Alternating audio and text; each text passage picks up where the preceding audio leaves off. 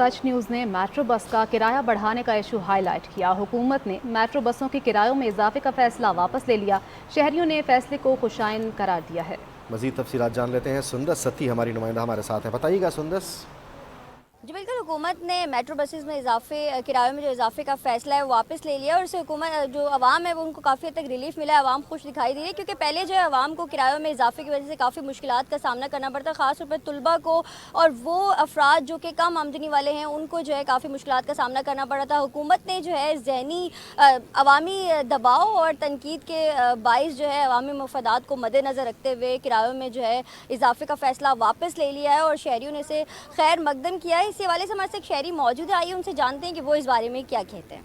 जी हाँ, ये पहले लोगों ने 50 रुपया कराया था, अभी इन्होंने फिर जो है ना 100 रुपया किया है, अभी फिर इन्होंने 50 कर दिया। आवाम बहुत खुश है इस बारे में। तो पहले आवाम आती थी 100 रुपये में तो वापस चली जाती थी, उतर जाती थी, अभी आवाम जा रही है, बहुत खुश है आवाम। जी, तो शहरियों का कहना है कि मेट्रो बस के जो किराए में बहुत शुक्रिया सुंदस।